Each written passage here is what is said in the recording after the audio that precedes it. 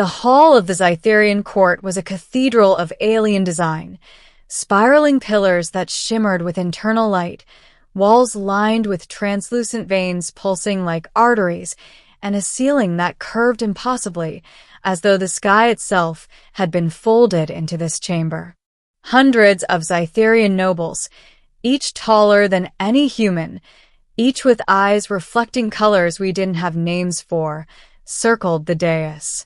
At its center stood the Empress Nalathra, her form luminous and sharp-edged, with 4 arms folded in intricate symmetry. She radiated an aura that made the air hum. A human standing here, I realized, would feel every heartbeat, every calculation, every hidden intention as if it were their own. And I, Captain Elias Var, was about to become that human. I had been brought here not as an ambassador, not as a diplomat, but as a trespasser. My ship, the Odyssey's Wake, had strayed into the expanse, a region of space so tightly controlled by the Zytherians that even their patrol drones shimmered with lethal precision. When they boarded me, I had assumed they would destroy my vessel, perhaps my crew, and erase any trace that humanity dared to dream beyond the Sol system. But they had not. Instead, they had brought me here. And now I understood why. Human. Nalathra's voice resonated through the chamber, not spoken in sound, but in vibration, like tectonic plates moving beneath the skin. Why do you persist? I swallowed. My mind raced. I came seeking your daughter. A ripple ran through the court, subtle at first, then as if the pillars themselves vibrated with shock. It was a minor tremor by Zytherian standards, but enough to silence conversations, still hovering bodies in mid-gesture, and bring all eyes, impossible as it seemed, directly to me. The daughter, Nalathra repeated, each word slow, deliberate. Why should a human see her? I hesitated. Not because I didn't know why, but because no one on this side of the galaxy could understand the reason without misunderstanding it entirely. Because she's like me, half human. Your daughter is my niece, and she doesn't know who she is. A gasp erupted, not audible, but a ripple of thought that spread through the room like a shock wave. The nobles bent slightly backward, almost recoiling. Nalathra herself lifted her head, her eyes locking on mine, glowing like twin pairs of stars. You speak the word that should not be spoken, she said. I felt the weight of that word, a human syllable that resonated oddly against the Zytherian tongue. Daughter. It wasn't just a title here. It was a claim, a bond, a disruption of centuries of strict hierarchy. The Zytherians had rules about the mixing of species, about bloodlines, about inheritance. To name a daughter in front of the court was to declare a rupture in the social fabric. I speak only truth, I said, my voice steadier than I felt. I know her. I've seen her. She needs to know who she is, her human side, her heritage. You hide her. Why? Because you fear what she could become. A murmur spread through the court like a storm in slow motion. Limbs flexed in unison. Colors shifted across faces. I felt their collective curiosity, suspicion, and, impossibly, admiration. You presume to lecture me, Nalathra said. Her words cut like crystal knives. Yet you have no title, no station here. You are. Elias, I interrupted. I took a step forward, raising my chin. I am human. I am her family, and I will not leave without her. I do not care for protocol, for fear, for centuries of law. I speak one word, daughter, and it is enough. The court froze. I swear, the lights dimmed slightly, as if the hall itself was holding its breath. Then it happened. Nalathra's 4 arms slowly unfolded, and for the first time, I saw her fully. The sharp elegance, the radiance, the power. Yet in those 4 eyes, I also saw hesitation. Conflict. Something almost human. "You dare," she said, but her voice lacked the bite it had moments ago. "You claim connection to my child. And yet, you have violated every boundary of our customs." "I have," I admitted. "But not her heart. She does not know what she is, and every moment you hide her, she suffers." And my voice caught, but I pressed on. "I will not fail her. Not when the galaxy has failed her already." A silence followed, vast and suffocating. The Zytherian nobles whispered to one another with motions too quick and subtle for a human eye to catch. I stood firm, my pulse pounding, knowing that every second could be my last if I misstepped. Then a single figure detached from the circle, Princess Lyra. Her eyes were the perfect blend of Zytherian luminescence and human warmth. Her hair shimmered with the faintest trace of copper, my side of the family. She moved with grace that betrayed both strength and curiosity. "You speak of me," she said, her voice direct but tinged with incredulity. "And yet I do not know you. Why should I?" "Because I am your family," I said, stepping closer. "Your father, your mother, your world, they all kept pieces of you hidden. I am here to show you what was never taken. To give you your name, your humanity, your choice." Lyra's gaze faltered. I saw it then. The conflict, the tug-of-war between loyalty and curiosity, between fear and desire for truth. Nalathra's voice cut through the tension again. "She is not yours to claim. She is Zytherian, and her blood, her duty, her path are not human matters. You cannot comprehend what it means to touch the lineage of my house." "I can comprehend one thing," I said firmly. "Her happiness, her freedom. If she chooses her own path, if she chooses to know herself fully, that is all that matters. No law, no lineage, no court can take that away. I am not here to fight your empire. I am here to honor one life, one daughter. That is all." Another ripple moved through the chamber. The nobles leaned forward, not in aggression, but in fascination. Humans rarely survived contact with the Zytherian court. Fewer still had the audacity to challenge their traditions openly.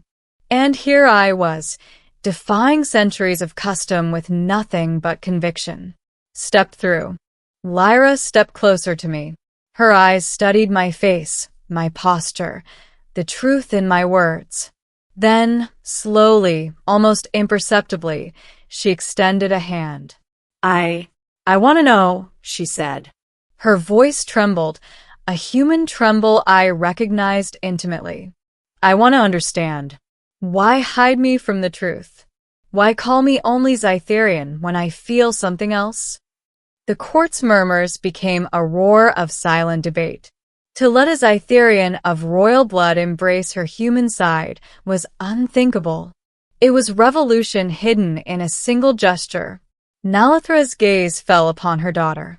I thought I saw doubt in her expression, a subtle shift in the rigid power she wielded. Her voice softened, just enough. "You risk much, human," she said. "Yet, perhaps the universe is not ready for such audacity." "I risk everything," I said. "But she is worth it." Lyra's hand touched mine. The connection was electric, not with energy but with recognition, with something older than the stars. I felt the stirrings of 2 worlds meeting, human and Zytherian, 2 legacies intertwined in one being. Nalathra spoke again. "You see now why I hesitated. You see the danger in your one word." "I see," I said. "But I also see hope." A tense pause stretched between mother and daughter, ruler and rebel, Zytherian and human. Finally, the Empress inclined her head. "Let it be known, then," she said slowly, "that the human may speak to my daughter, that the bond of blood, even if unbidden, shall be recognized. But mark this. She walks between worlds at her peril. You, human, will be held accountable for your guidance. I accept that, I said, because nothing else matters but her choice. Lyra's gaze softened, a mixture of gratitude, curiosity, and tentative trust. Then show me, she whispered. Show me who I am. Show me both sides, human and Scytherian. Let me choose. I extended my hand, and she took it. The court fell into a stunned silence. The pillars glowed brighter, the veins of the walls pulsed, and for the first time, the impossible architecture of the chamber seemed almost alive, not threatening, but responsive. You have spoken one word, Nalathra said quietly, almost reverently, and it shook the foundations of my court. Perhaps the galaxy is not yet ready, but she is. We walked together from the dais, human and half Scytherian, daughter and uncle, toward a future that none of the court could fully predict. The whispers followed us, but they no longer carried the weight of immediate condemnation. They carried curiosity, fascination, and the seeds of change. As we left the chamber, I realized that the one word I had spoken, daughter, had done more than name a life. It had sparked a revolution in understanding, a chance for humanity to touch the stars in ways diplomacy never could. And for the first time, I understood that courage did not come from weapons, fleets, or treaties. It came from the willingness to speak truth when all the universe expects silence. Lyra squeezed my hand. I think, she said softly, I am ready to meet both sides of myself. Are you? I am, I said, and I will be here every step of the way. Above us, the chamber's pillars glimmered like constellations, and for the first time, I saw the Scytherian court not as an unyielding empire, but as a galaxy full of possibilities. One word had been enough to shake it all. One word had opened the door, and one human had. We left the chamber together, Lyra's hand still in mine, the whispers of the court trailing behind like a distant storm. The hall of light and veins fell away, replaced by corridors lined with quiet chambers where Scytherian history hung in translucent holograms. Lyra's eyes were wide, scanning everything, drinking it in. I never knew, she said softly. I thought I was only Scytherian, that my life was only one path, one duty. You're both, I said. You're human too. That's why you felt different. That's why the world never fit. But now you get to choose. She stopped walking, turning to look at me fully. Choose? Do you really think I have a choice? You always had it, I replied. You just didn't know it until someone dared to call you what you truly are. Lyra's gaze softened. And you risked everything for me. Humans, you're strange. Maybe, I said with a small smile, but sometimes being strange is the only way to survive here. We continued down the corridors until we reached a terrace overlooking the vast city of the Scytherian capital. Towers shimmered like liquid crystal, skyways arched impossibly, and distant moons reflected strange auroras across the horizon. Lyra inhaled sharply. This is my world, she said. And yet, I feel like I'm seeing it for the first time. And it's yours to see, I told her. Every part of it. The Scytherian, the human you decide what you keep, what you change, and what you share. She looked down at her hands, then back up at me. Will the court accept me? I paused. Some will resist. Some will never understand. But you've already shaken them once with a single word. You've changed things more than you know. And now you have the chance to guide that change.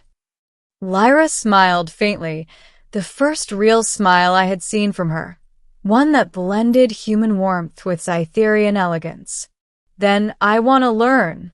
I want to know both sides, and I want to choose for myself. I want to be me.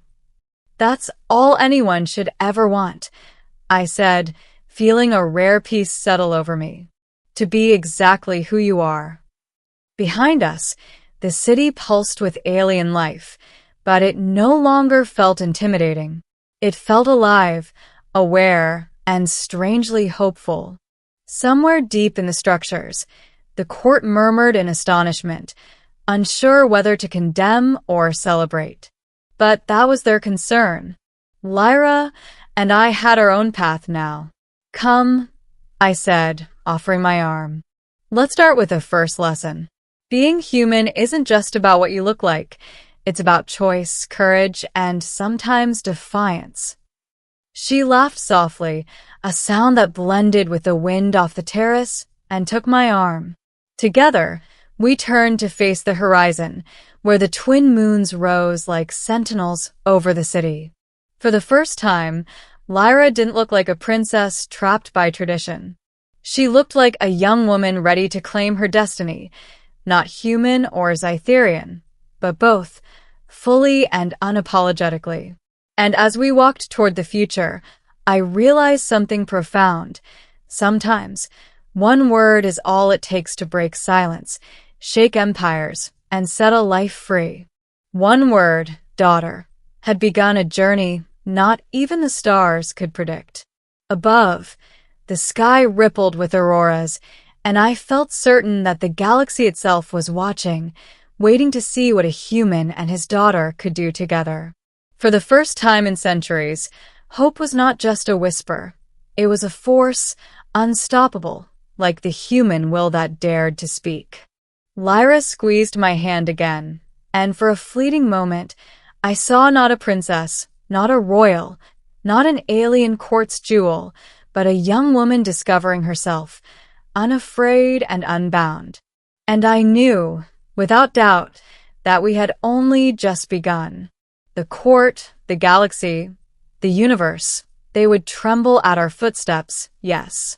But for once, it was not fear that drove the tremors. It was possibility. One word had shaken an empire. One human had changed a life. And together, we would walk forward into the endless unknown.